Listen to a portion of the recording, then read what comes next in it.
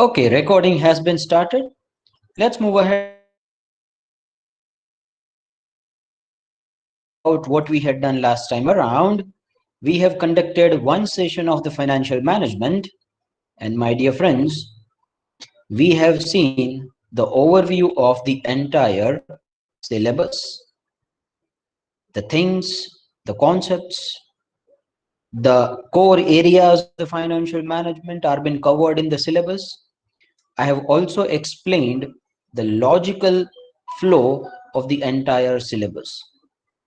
Today, my dear friends, we'll go into some of the basic conceptual understandings of the financial management where the people have a lot of confusion, and slowly and steadily we will raise the bar. धीरे धीरे level को बढ़ाना है, फिर हद से गुजर जाना है. Let me share my screen. First of all, starting with the first thing is the definition of the financial management given by the various experts over a period of time. Let me just start the slideshow. So I am just presenting some of the famous definitions given by the various experts given over a period of time.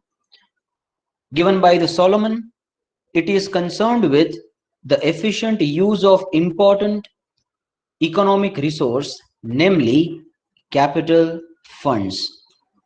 Now let me tell you, my dear friends, the definitions has evolved over a period of time. It's not a static. Over a period of time, the scope of financial management has increased. The things are constantly, continuously changing. The only thing which is constant is the change. And the financial management is no exception to that. So earlier, the definitions were focusing more on the effective utilization of the funds. So that was more sort of the capital budgeting decisions. I've explained you that the investing decisions are also called as the capital budgeting decisions, which are long-term in nature. Now earlier, if you see the definitions, they were focusing more on the utilization of the money part.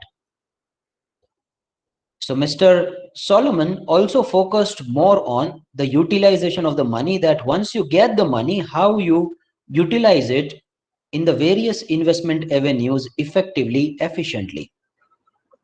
That is the financial management.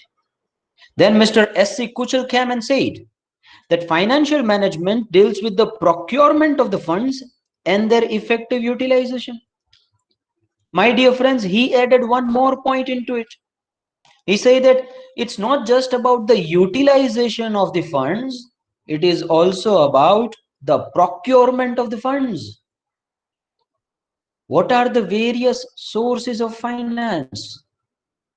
Which source of finance is the most suitable, most appropriate to you? What is the mix of your capital structure? How much of equity shall be given? How much of borrowings shall be taken? Up to what extent the borrowing is good? After what extent the borrowing is not good? This is the capital structure decision making. Mr. S.C. Kuchel also included the procurement of the funds in the definition. So now definition has become more comprehensive. The procurement of the funds as well as the effective utilization of the same in the business.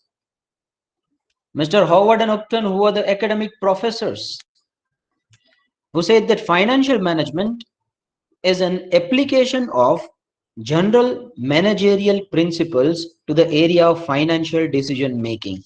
Now, this is something which is much more comprehensive in nature. It is much more generalized as well. It simply states that the general managerial principles you follow, apply the same principles in the financial decision making. It's the financial management, as simple as that. Now, my dear friends, we'll have to define the financial decision as well. Now, any sort of a decision where the money is involved is a financial decision. Nowadays, majority of the decisions you make are bound by your finances, are bound by the constraints and the bottlenecks you face in your financial position. Every single decision is based on the constraints you face in the finance, yes or no.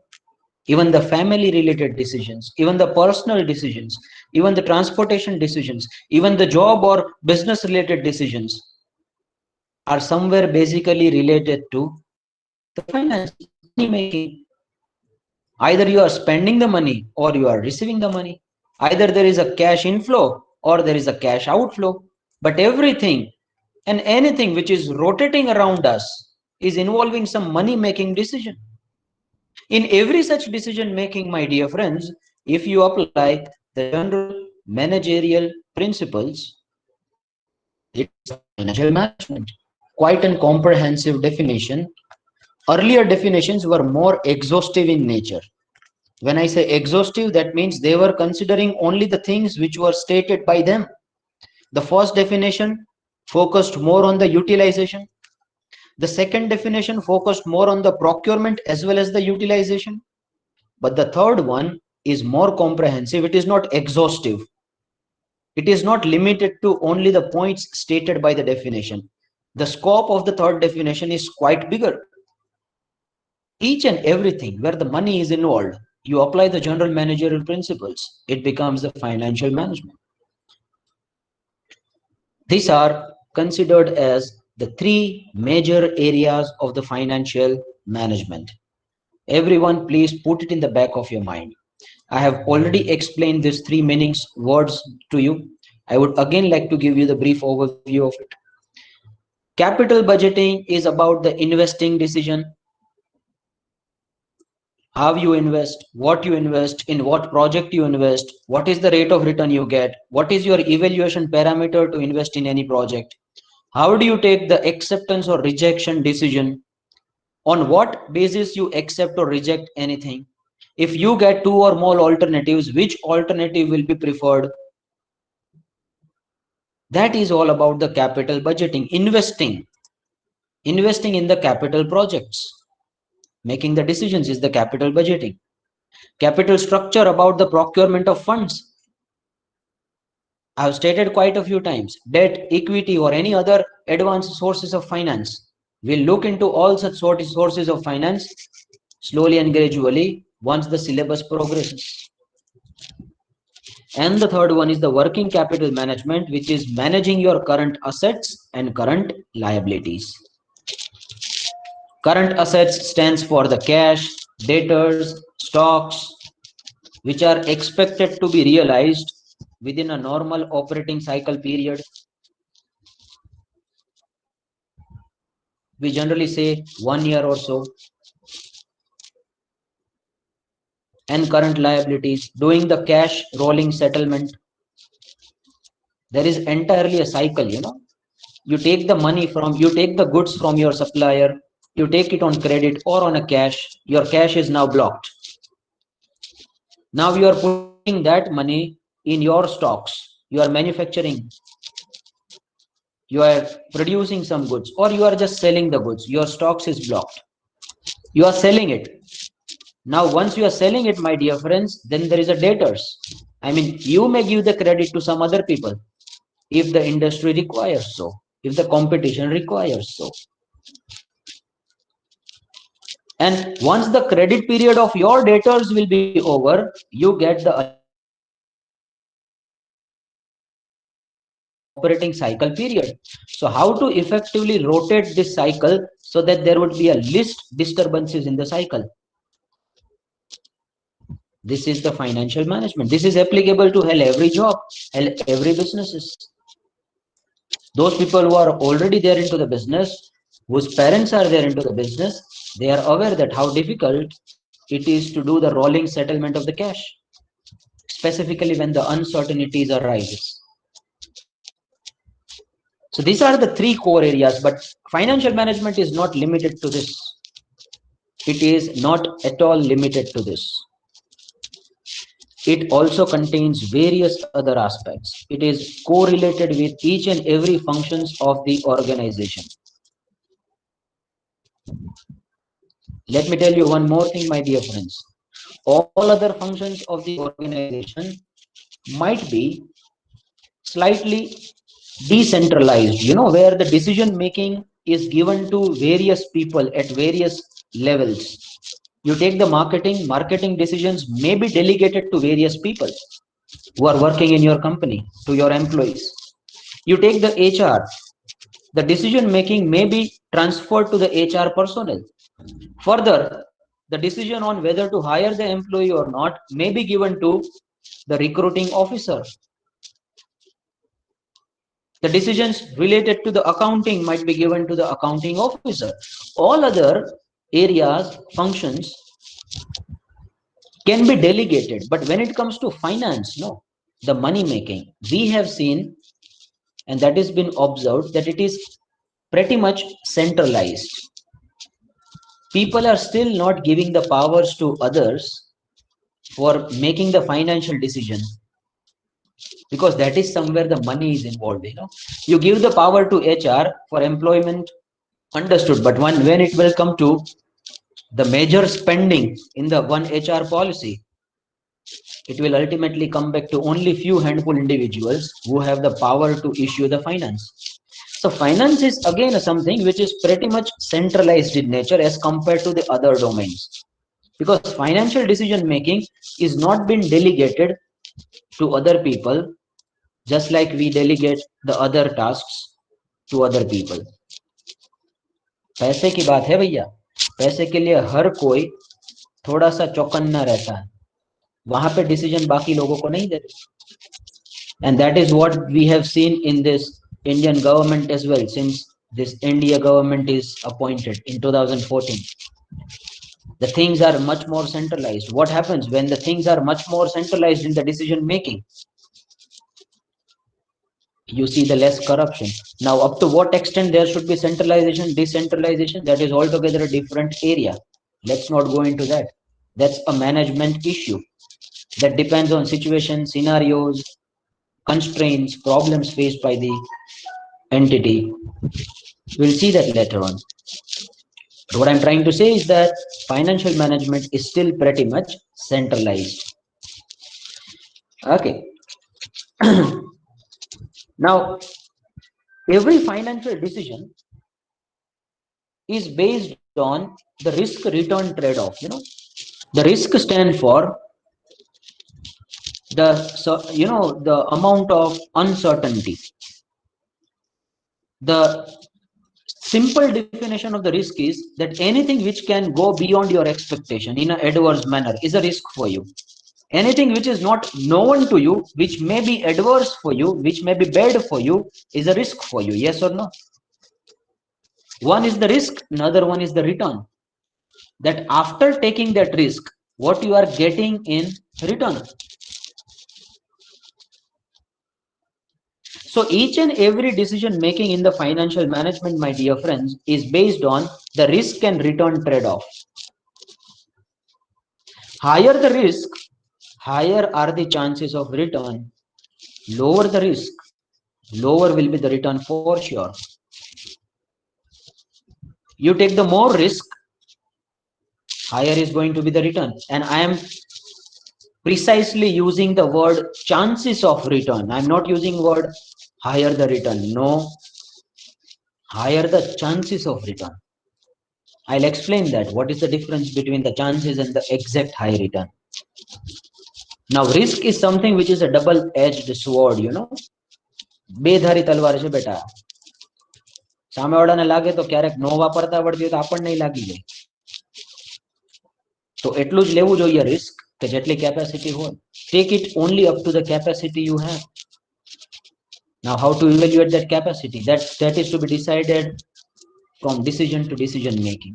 We'll see that later on. But every financial decision, whether it is capital structure decision, capital budgeting decision, working capital management decision, everything involves some amount of risk, and you try to compare that risk with some amount of return you get. You try to compare it. If the equations are matching your expectations, then you take the decision. Otherwise, you do not take it.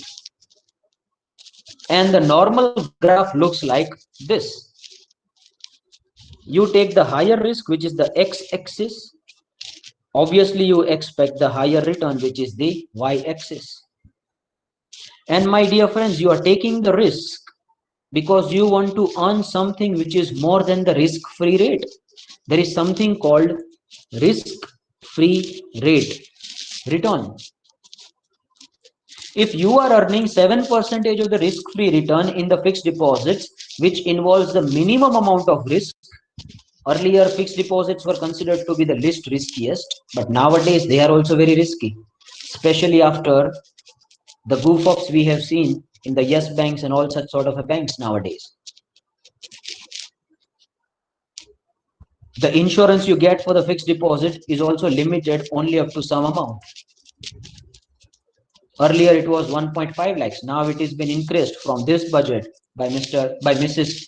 Nirmala Sitharaman, who is the finance minister, up to 5 lakhs rupees. But if you take the government securities, then I think the government cannot go bankrupt. Government will have to run that anyhow. Government cannot say that we do not have the money. So buying the government securities and any kind of a return you get on the government security is anyway the risk-free rate you get. Sir, I am doing the startup. I am doing a lot of complexities. I am doing such a kind of the hardships. And still, if I do not earn the rate which is more than the risk-free rate, then what is the meaning of it? Why I am taking this much of a risk? To earn more than what is been provided by the risk-free securities. You are establishing your business. Obviously, sir, your return should be at least higher than the fixed deposit offered by the banks. Otherwise, so I would give over there the money in the bank and will sleep over there on the bed. आराम से खाइए पिए मजा कीजिए, क्यों इतना risk और मेहनत कर रहे हो अगर उतना भी अर्न नहीं कर रहे हो तो. So there is an equation where the risk-free rate plus risk premium is your expected rate. This is also called as the risk-return trade-off in the financial management. So higher the risk you take, higher will be the premium. This portion is the premium you get for taking the more risk. This is applicable to each and every financial decision making. All the areas of financial management we have discussed, any sort of a decision related to any of them will fall in this bracket. Higher the risk, higher the chances of return. As simple as that. Now, how do we evaluate any risk? When it comes to the financial decision making, there are various decisions you take.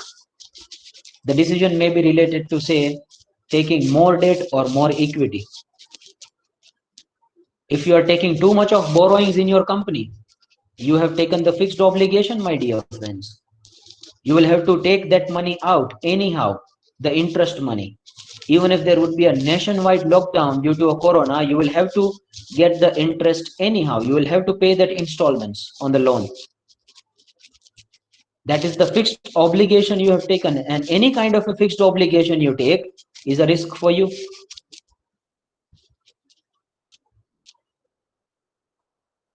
So you compare that whether the return is more than the risk you take or not.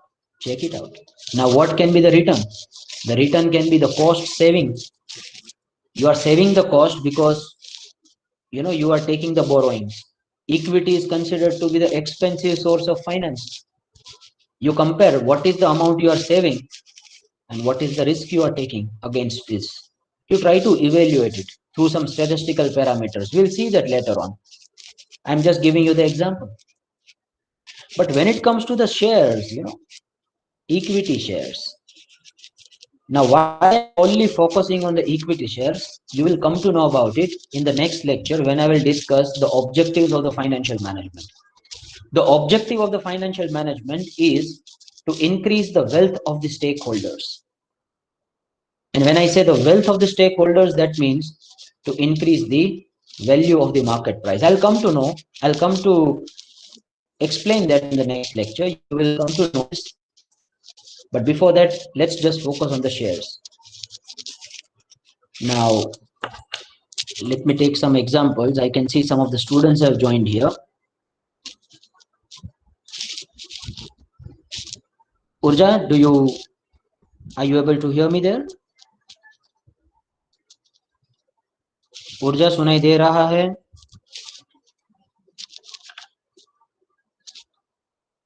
Yes or no? I'm not getting any response. Sir, yes, sir, you are audible. Yes, sir, you are audible completely. Who is there? Rishiraj? Yes, sir. Actually, yes. Well, here, right? Harshil, I have seen that you are not focusing well in the subject. In the last lecture as well, I saw that you are not focusing at all. Whenever I ask you some questions, you are... No, sir, it's a bit new subject for me as well, sir. That's why, sir. That doesn't mean you shouldn't focus. You're not focusing only, you're not taking any instructions carefully. Last time also I observed that you didn't do anything. Sir, I'm up to date, sir, as you are explaining. I can say Rishiraj as well. Rishiraj, can you unmute yourself? Yes, sir. You're also not focusing good in this. I have seen you as well. Your behavior is not good. I can feel that you are roaming around somewhere. No, sir. I'm sitting right now. I'm in laptop. In front of laptop, sir.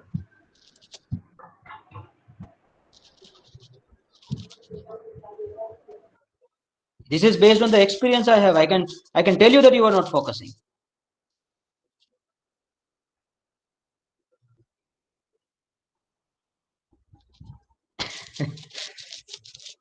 Now this was just a There's pun. no way to prove, sir. How can we prove? Okay, it was just a pun. Do not take it personally. So all the students who have observed this, no? Now this is up to your interpretation. I have scolded Mr. Rishiraj and Mr. Harshal. Now I have scolded with the same intensity, with the same kind of the strong statements to both of them, but the reaction I have received from both of them was different. Can someone say that who was more reactive? Can you give your opinion from Rishiraj or Harshil? Who was more reactive and who was less reactive?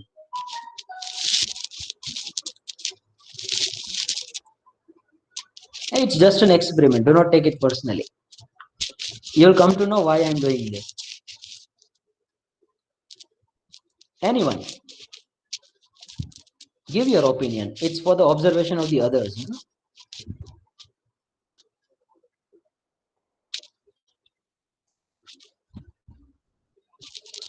Okay. So Ibrahim is of the nature that Harshil was more reactive. Okay. Okay. Ilan Manson is of the opinion that both were reactive. Okay, so if you just try to understand the degree, you know. Okay, Urja is coming back now. Sir, I am having the net issues. Okay, fine, no worries. Rishi is more reactive. Harshil is more reactive. Harshil is more reactive. Okay. Rishi Raj was more reactive as per Miss Priska.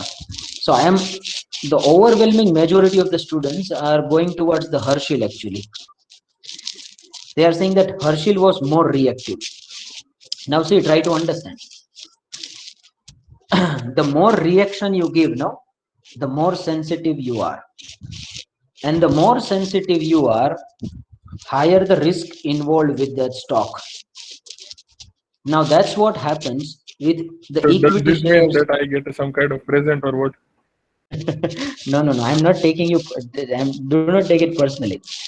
Now, you are not, it's probably that you are there in the first encounter, you know, so that's why you would have said this. It is just an experiment, do not worry. You both are focusing well, you both are doing well, absolutely nothing to be worried about. I'm just giving you the live example. What I'm trying to say is that if you put any two people in the same situation, in the same circumstances, the reaction of the two people might be different, yes or no? Now this is something which is agreed by everyone. Similarly, if you put every stocks in the same situation, same circumstance, the reaction is different. Now, how do you measure the reaction?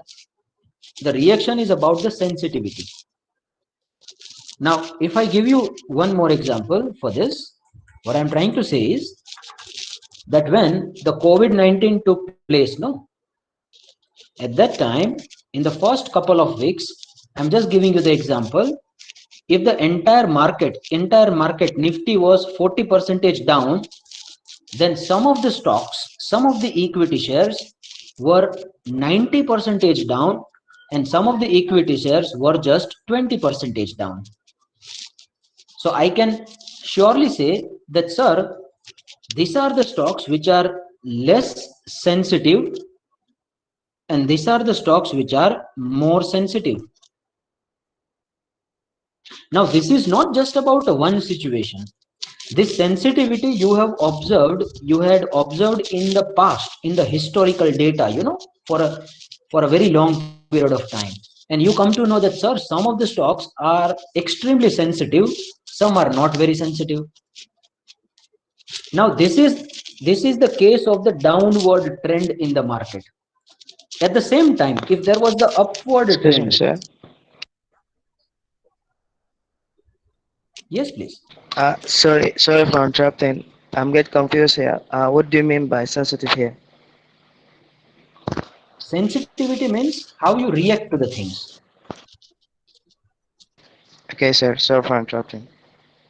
Okay, so how you are reactive, that tells you about your sensitivity. So if you are reacting too much, you are more sensitive. If you are reacting, now this can be the reaction on any of the situations. I'm not saying that this fellow is sensitive and this fellow is not sensitive. Please do not take it in that manner. That depends on situation to situation, scenario to scenario. I'm not going into that. I just wanted to tell you that everyone's reaction is different in the similar situation, in the similar circumstance. Some of the stocks might be highly sensitive, some of the stocks might be less sensitive. Now, this is also applicable when the market will go up. When the entire market will go up by 40%, some of the stocks will go up by 90, and some of the stocks will go up only by 20%. So this is not applicable only at the downward trend. It is applicable at the upward trend as well. So again, higher the risk, higher the chances of return. Higher the sensitivity, higher the chances of return. For the equity share, the risk is measured by two parameters. One is the beta, another one is something else. I am going to say that to you in a minute to come. One is the beta, which is the indicator of sensitivity. Try to understand. If the beta of any stock is say 1.2, it simply means that if entire market is going up by 1, this stock will go up by 1.2. So it is reacting more as compared to the market. Excuse me, sir. Yes. I didn't understand that 1.2 on 1. I'm telling you, don't worry. Say if the beta of any security is 1.2. Now, how do you evaluate and find the beta? Sir, that can be evaluated, found by doing some statistical analysis. Some regression we follow, and we get this beta value. I'm not going into that statistics as of now. I'm just trying to explain the risk return trade-off everywhere. So say if the beta of any company is 1.2, the simple interpretation of it is that if the entire market is going up by 1, then this company will go up by 1.2. So that means this company is more sensitive to the market. If the beta is 0.3, just a second. That means if the entire market is going up by 1, this company is going up by only 0.3. So this company is less sensitive to the market. Now this company will be reacting less, and the above company will be reacting more. Those who are reacting more will give you more opportunities to earn, and those who are reacting less will give you the less opportunities to earn, because the fluctuations are not much in that stock. That is very stable one. So beta is the parameter of the sensitivity, first of all. Number two, greater the beta, greater the sensitivity. Excuse me, sir. Now, yes, please. Sir, how we can identify the company is highly reactive or not? Yes, you can calculate the beta of some of these equity stocks, and that can be found by using some regression coefficient. Let's not go into that calculation as of now. I am there right now in the risk return trade-off. One of the parameter of the risk is the beta. Have you understood it well now, till now? Is Yes, it clear that beta is the parameter of risk? Okay, let's go to a second one now. Everyone, you will try to understand, you will try to give me the answer. Huh? You will be absolutely clear about these things which I am saying. Just give me 10 minutes more. Say you have the two options. One is again a Rishi Raj Limited, which is a stock. One more share company is called as the Herschel Limited. You have the two options. You had 100 rupees. You had invested 100 rupees in Rishi Raj as well as in Herschel. Now, on the next day, Rishi Raj's price was 101 in the share market. Then again, it went to 99. Then it went to 103, 105, 108, and 112. So these are the various days, 1, 2, 3, 4, 5, 6, and 7 days where the market price got fluctuated. You had invested 100 in both. Herschel Limited went down to 90. Just a second, please.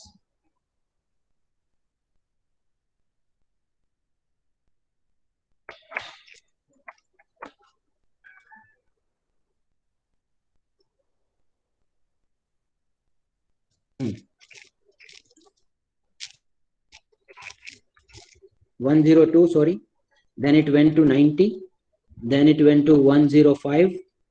Then 98. Then 112. And then 118. Now I am keeping it open for your interpretation. My screen is visible to you, right? Now tell me, if you have the one option where you would invest, you are investing 100 rupees here, 100 here. Where you will invest in? Out of this, both of the stocks you have bought, where you will invest? May I have the interpretation again from the students, please? And what is the reason behind it?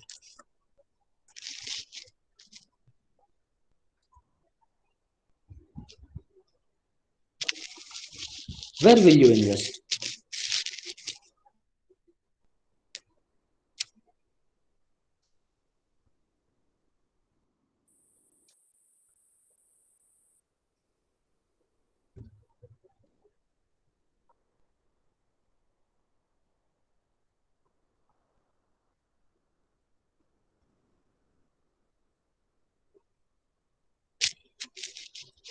Inviting the opinions of all. Okay, Miss Darshita is saying that, sir, Herschel Limited is giving the more return. Okay. Mr. Vishal is saying that, sir, Rishi Limited is having the low risk, so we should invest there. Okay, I'm getting the opinions of all the people. Ms. Priska is saying that Herschel Limited, cause market is highly sensitive compared to Rishi. Okay. Okay. Okay. I've got the opinions from other people. Now try to understand. I am explaining the risk return trade-off to you. Huh? One is the beta I have explained. I'm moving to the next one. Now see, you had invested in 100 rupees. One is giving you the stable amount of return with quite a less amount of fluctuation. The downward fluctuation took place only on the third day. After that, this stock is rising only, continuously rising. So that is looking more stable in nature. You have earned the profit of 12 rupees out of it. Herschel Limited is quite volatile in nature. and that is earned the profit of 18 rupees. Why it is volatile? Because on the very next day it was at 102, then it again went to 90, and if those people who are of weaker heart will be like, oh my god, now I should get out of this stock, it is going down, it may go further down than 90, so you may book the loss as well here, right? Then it again going to 105, then again 95. So inward and downward fluctuations are too many in Herschel Limited. Now that is because one is very volatile in nature, another one is quite stable. Now why this has given you the more return? Even if this would have been 112, then also Herschel Limited would have given you the more return. Because my dear friends, if you would have identified the opportunity here, if you were technically sound, if you had entered at 90 and you got yourself out at 105, you are earning the profit of 15. Then again you are making the entry at 98 and then you are selling at 112. So 98 is your purchase price and 112 is your selling cost, selling price. You again earn 14 rupees. You had invested at 100, you are removing yourself at 102, 2 rupees, again you are making the profit. So in this entire 7 days cycle, this gives you more opportunities to enter and to exit. So 2 plus 15 plus 14, 15 plus 14, 29, and 31 rupees of income you can earn if you identify your entry exit points well. Yes or no? But sir, it can also go reverse. It can go reverse, like say you are making the entry at 102 and then you are selling off your stock at 90. You are making the loss of 12 rupees. Then you are like, oh my god, the stock is again going up. So at 105 you are again making the entry and you are weakened hearted, you are like, I cannot stay in this now because it is already reaching to 98. You are again moving out of this stock. You are making the loss of -7 again. So higher volatility, higher is the risk, and higher the risk, higher are the chances of return. Because if you do not identify your entry and exit points well, you are in the loss. You will be in the tremendous amount of loss. Not identify entry and exit point well. So the second indicator for the risk is volatility. In your business statistics, you might have heard something about the standard deviation, which is also considered as the parameter to find the volatility of any stock. So higher the beta, first one is the sensitivity, which is the reactiveness.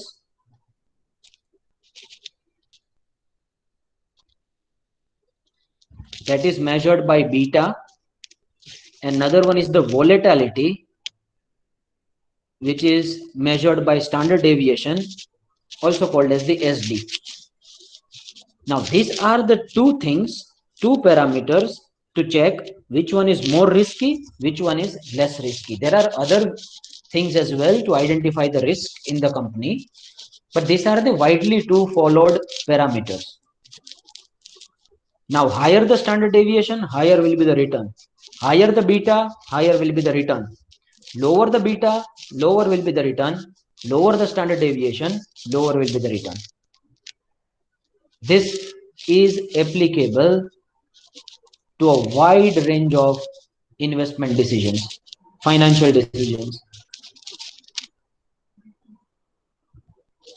So this is the part of risk return trade-off. I am there into the risk and return trade-off. So each and every decision making, my dear friends, when the finance is involved, when the money making is involved, it has to be done with the risk and return spectacles. You must look from the spectacles, from the glasses of risk and return. For the equity stocks, you can identify the risk by using these two parameters. And higher will be the value, higher is the risk, higher the chances of return. I hope that's pretty much clear to everyone now. Is it clear? May I have a confirmation from the students, please? Yes, sir. It's clear. Good. Do not take it personally. The two examples I have taken for the students here. No, No, sir. it No. was just for the explanation. Okay. Now this is applicable to the individual things as well. Huh? I try to identify that who is more risky in terms of sensitivity. I keep on doing the experiments. Right now you are not there in the class. Otherwise in the class I keep on doing the experiments physically, and then I try to get into the finance principles. Now all those people who are stable in nature, no, might be less risky, but in terms of return as well, you do not expect much from them. That is applicable to some extent in the human behavior aspect as well. Okay, let's move ahead. So risk return trade-off माने के again it is about managing your risk and return expectations. If your return expectations and risk expectations both are matching your equations and requirements, you take the financial decision, otherwise you do not take it. As simple as that.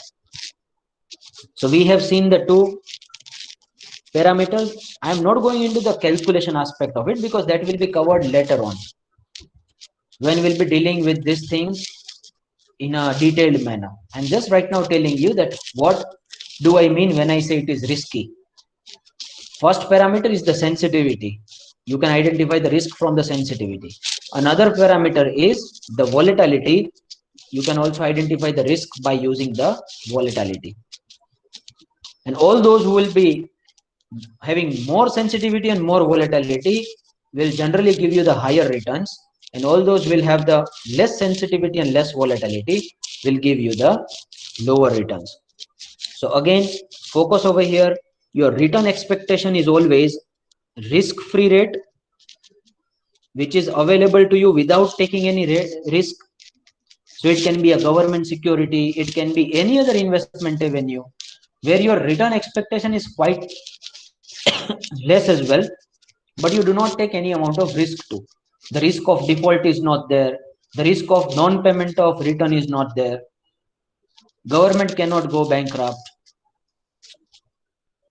Government will not say, अरे हमारे पास पैसा नहीं है भाई मैं तेरे को नहीं दूंगा. Government नहीं बोलेगी ऐसा. वो दे ही देने वाली है. तो वो जो रिटर्न मुझे देती है सर, मेरी एक्सपेक्टेशंस एटलीस्ट उससे तो ऊपर होनी चाहिए. तो उससे कितनी ऊपर होनी चाहिए? The amount of risk, the additional risk I take, I should get the additional return, and that is called as the risk premium. So your expectation, my dear friend, is the risk-free rate plus risk premium. I'm using the word premium. That means it is the premium you get because you are taking the risk. This is how every financial decision are taken in the financial management. May I have, this is how you can set your expectations from any financial decision. Every financial decision involves risk and return. Every. I have given you the example of the capital structure, that whether you take the loan or equity is something which is to be decided, because loan is something which is more risky for you. You are taking the fixed obligation. You go to the capital budgeting decisions. In that you have the investment options. All the projects which are more risky will give you higher returns. All the projects which are less risky will give you lesser returns. Risk can be identified from many other parameters. You go to the working capital management. In working capital management is all about managing your current assets and current liabilities. In that too, say you are taking the debtors. Now, whether to give the credit to debtors or not, I mean, whether you should allow the credit period to debtors, that after some point of time they should pay back the money to you. If you are allowing that credit period, you are taking the risk, because you are taking the risk of non-payment from the debtors. Now, what is the return you get? The return you get is you will be having the higher sales now because you are giving the goods on credit. So it is applicable to wide range of investment as well as the financing decisions. I hope that's pretty much clear to everyone.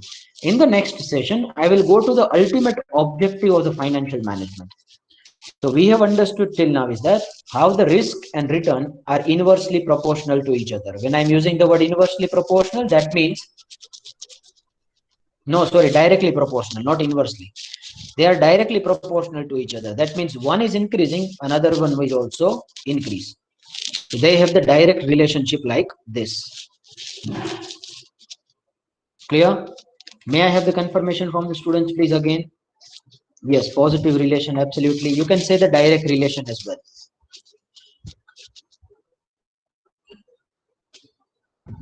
Absolutely.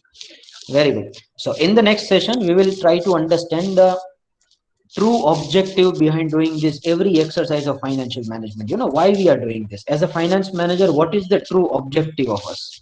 We'll come to that slowly and steadily. We'll move ahead. धीरे धीरे अपना level बढ़ाते जाएंगे. From the very basics, once the foundation stone will be crystal clear, no, will be the strong. तो कौन से भी इमारत आप ऊपर बांधो तो वो खड़ी रह सकती है. Foundation strong होना जरूरी है. Taking few more lectures on the fundamentals, and then slowly and steadily we'll move to the advanced concepts of financial management. That's it from my side. Please put half of your attendance. Do not leave without putting your enrollment number. Thank you. Thank you so much. Bye-bye. Take care of yourself in this challenging time. Do not go outside if it is not required. The situation is quite challenging. Please do not go outside. That is the humble request from my side. Take care. Sayonara. Enjoy the rest of the day.